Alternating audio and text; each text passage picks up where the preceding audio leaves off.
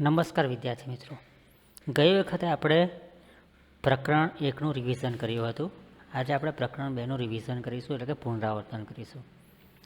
ગઈ વખતે આપણે કોમ્પ્યુટર વિશે જાણ્યું. હવે આપણે બાકીની ઓપરેટિંગ સિસ્ટમ છે આપણે વિન્ડોઝ વિશે આપણે જાણીશું. તો આજના જે વિડીયોમાં તમને બતાવવામાં આવ્યું છે વિન્ડોઝનું તમે ઓલરેડી કરેલું છે, પણ આપણે એકવાર સમજી લઈએ પછી તમે ફરીથી ક્વેશ્ચન આન્સર કરી શકો, એટલે કે સ્વાધ્યાય કરી શકો. તો આજે આપણે જે જોઈશું તો વિન્ડોઝનું શરૂઆતથી આપણે જોઈએ તો અહીંયા આગળ વિન્ડોઝનું જે તમને આપેલું છે, બરાબર, કે તમે જ્યારે કોમ્પ્યુટર ચાલુ કરો ત્યારે વિન્ડોઝ એની મેળે શરૂ થાય છે. આપણે કંઈ પણ કોમ્પ્યુટરનું બટન દબાવો તો કોમ્પ્યુટરમાં ડાયરેક્ટ વિન્ડોઝ શરૂ થશે, અને જ્યારે શરૂ થશે ત્યારે તમને સ્ક્રીન પર ઘણા નાના ચિત્રો જોવા મળશે. આ વિન્ડોઝનો મુખ્ય સ્ક્રીન છે, તેને ડેસ્કટોપ કહે છે. નાના ચિત્રો એટલે આ તમને જે દેખાય છે અત્યારે, બરાબર, આ બધા ચિત્રો છે. તેને બીજી ભાષામાં કહેવાય તો આઇકન કહી શકાય. બરાબર, અહીંયા તમને આપેલું છે કે આ બધા ચિત્રોને શું કહેવાય તો આઇકન કહેવાય. વિન્ડોઝનો સ્ક્રીન દેખાય, અહીંયા આગળ એક નીચે બટન આપેલું છે, એ બટનને સ્ટાર્ટ બટન કહેવાશે. પછી જે નીચે આ બાર આપેલો છે એ બારને ટાસ્ક બાર કહેવાશે. તમે કંઈ પણ કામ કરો તો આ ટાસ્ક બાર પર તમને જોવા મળશે. પછી જે આખો આ એરિયા દેખાય છે, આપણે ભલે આઇકન છે પણ આખી જે સ્ક્રીન દેખાય છે આપણને સ્કાય બ્લુ કલરની, એને ડેસ્કટોપ કહેવાય છે.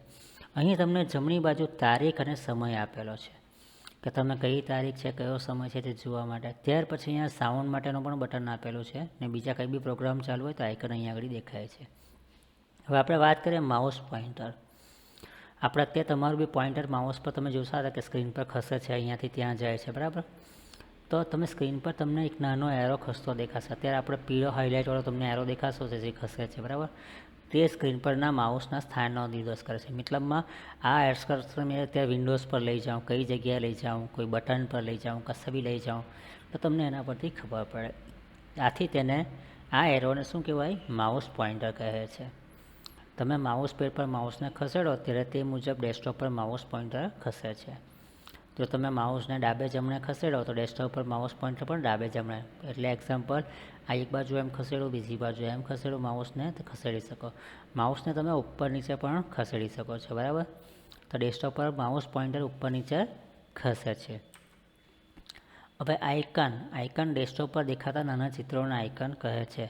અત્યારે તમે જોયું તેમ આ બધા જેટલા નાના ચિત્રો આપેલા છે તેને શું કહેવાય, આઇકન. ઓલરેડી આપણે વાત કરી ગયા, બરાબર. દરેક આઇકન વિન્ડોઝના એક પ્રોગ્રામનું પ્રતીક છે. પેઇન્ટ, તો પેઇન્ટ શાના માટે વપરાય તો ચિત્રો દોરવા અને રંગ પૂરવા માટે. નોટપેડ તો શાના માટે વપરાય તો લખવા માટે.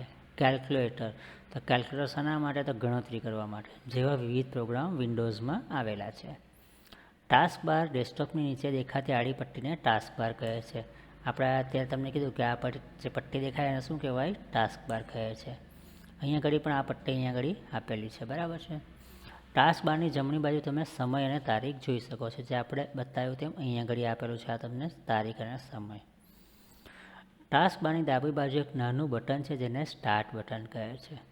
વિન્ડોઝમાં મોટાભાગના પ્રોગ્રામ શરૂ કરવા માટે આ બટનનો ઉપયોગ થાય છે. તો તમે અહીંયા જોઈ શકો છો આ બટન. એના પર તમે ક્લિક કરશો તો સ્ટાર્ટ મેનુ પર ક્લિક કરશો એટલે વિન્ડોઝમાં કમાન્ડની યાદી દેખાશે. તેને શું કહેવાય, મેનુ કહેવાય છે. જ્યારે ક્લિક કરશો એટલે આ રીતે મેનુ ઓપન થશે. માઉસ પોઇન્ટરને સ્ટાર્ટ બટન પર લઈ જાઓ અને માઉસનું ડાબું બટન ક્લિક કરો, તમને એક મેનુ દેખાશે, તેને સ્ટાર્ટ મેનુ કહે છે. તો આપણે અહીંયા ઘડીએ ખાલી ક્લિક કરીએ એટલે આ જે મેનુ આવે, આ જે દેખાય આપણને શું કહેવાય, સ્ટાર્ટ મેનુ. પછી તમે કોઈ પણ પસંદ કરો એની અંદર કે સ્ટાર્ટ મેનુ પરના કોઈ પણ એક વિકલ્પ પર તમે માઉસ પોઇન્ટર લઈ જશો તો તે વિકલ્પ હાઇલાઇટ થશે, એટલે કે ડાર્ક કેટલો ભાગ થઈ જશે તમે જેના પર લઈ જશો, એટલે કે તેના પર રંગીન પટ્ટી દેખાશે ને એ દેખાશે તમારે, એટલે જે પ્રોગ્રામ તમે ચાલુ કરવા માંગતા હોય તો તે તમને શરૂ થશે. બીજું છે સબ મેનુ, એટલે તમે કોઈ પણ જગ્યાએ ક્લિક કરશો એ મેનુની અંદર બીજા કંઈ મેનુ હશે કે કંઈ બી અંદર પ્રોગ્રામ હશે તો અહીંયા આગળ ક્લિક કરશો તો એની અંદરનું બીજું તમને દેખાશે, બરાબર છે. અહીંયા તમને આપેલું છે ફોલ્ડર અને પ્રોગ્રામ ડાયરેક્ટ જ આ રીતે આઇકન આવશે એના, પણ ફોલ્ડર હશે તો યલો કલરમાં દેખાય તે રીતે ફોલ્ડર હશે તો તેની અંદર અહીંયા આગળ ક્લિક કરો, તેની અંદર બીજું કંઈ મેનુ હશે તો તે તમને દેખાશે. એટલે તમે સ્ટાર્ટ મેનુનો કાળજીપૂર્વક અભ્યાસ કરો. કેટલાક વિકલ્પો પર જમણી તરફનો એરો દેખાશે, કેટલાક વિકલ્પ પર માઉસ પોઇન્ટર મૂકો તે ઉપર હાઇલાઇટ થશે અને તમને બીજું મેનુ દેખાશે. આ મેનુને સબ મેનુ કહેશે. કોઈ પણ આપણે મૂકીને એની અંદર બીજું મેનુ હશે તો ઓટોમેટિકલી દેખાશે. માઉસને ઓલ પ્રોગ્રામ્સ પર મૂકો તો તમને એક સબ મેનુ દેખાશે, તે બધા પ્રોગ્રામની યાદી તેમજ તમારા કોમ્પ્યુટરના પ્રોગ્રામ બતાવે છે. તો તમે ખાલી અહીંયા આગળ નીચે ઓલ પ્રોગ્રામ્સ આપેલું હોય તેના પર ક્લિક કરશો એટલે બધા પ્રોગ્રામ તમારા જે બી હશે એ બધા અહીંયા આગળ તમને બતાવશે. કોઈ પ્રોગ્રામ કે ખોલવા માટે પ્રોગ્રામના નામ પર ક્લિક કરો. જેના પર આપણે ક્લિક કરીશું તે પ્રોગ્રામ ચાલુ થશે.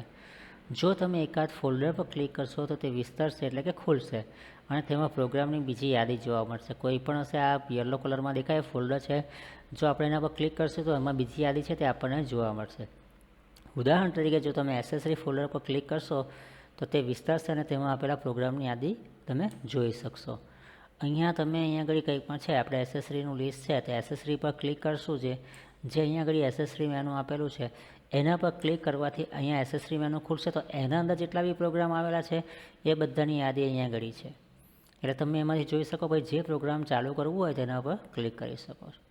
ત્યાર પછી વિન્ડોઝ બંધ કરવા માટે તો ટાસ્ક બાર પર સ્ટાર્ટ બટન પર માઉસ પોઇન્ટર મૂકો અને માઉસનું ડાબું બટન ક્લિક કરો તો તમને સ્ટાર્ટ મેનુ દેખાશે. કોમ્પ્યુટર બંધ કરવા માટે શટડાઉન પર ક્લિક કરો. અહીંયા આગળ આપણે ક્લિક કરશો આ પ્રોગ્રામનું બધું લિસ્ટ આવશે. અહીંયા બટન આપેલું છે શટડાઉન. અહીંયા આગળ તમે ક્લિક કરશો એટલે તમને અહીંયા આગળ એક મેનુ આવશે અને તમે શટડાઉન કરશો એટલે બંધ થઈ જશે. બરાબર છે.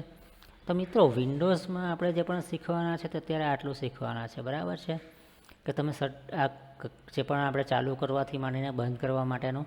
હવે આ નાનું ચેપ્ટર છે આપણું. આની એક્સરસાઇઝ તમે ફરીથી એકવાર જોઈ લેજો ને આપણા જેટલા પણ 3 ચેપ્ટર છે કે બધા ચેપ્ટર છે બધા ચેપ્ટર પતી જાય. હજુ એક ચેપ્ટર બાકી છે તેનું પણ રિવિઝન આપણે કરી લઈશું. એ રિવિઝન થઈ જાય પછી 3 ચેપ્ટરના ખાલી આપણે સ્વાધ્યાયના સવાલ જવાબ હું પાછો તમને કરાવીશ. આ જ રીતે તમને દરેકનું ક્યાં આગળ જવાબ આપેલો છે અને એને વિડીયો મારફતે જ બતાવીશ. એ કરી દીધા પછી તમને હું જ્યારે કહીશ ત્યારે તમે મને ખાલી એકવાર લખીને ફરીથી બતાવી દેજો એટલે આપણું થઈ જાય. અને ત્યાર પછી નવા વિડીયો કંઈ પણ આવશે તો બીજા નવા વિડીયો પણ હું તમને બતાવીશ અને એ પ્રમાણે આપણે શીખીશું. તો આજના માટે આજે આટલું જ છે. Thank you very much.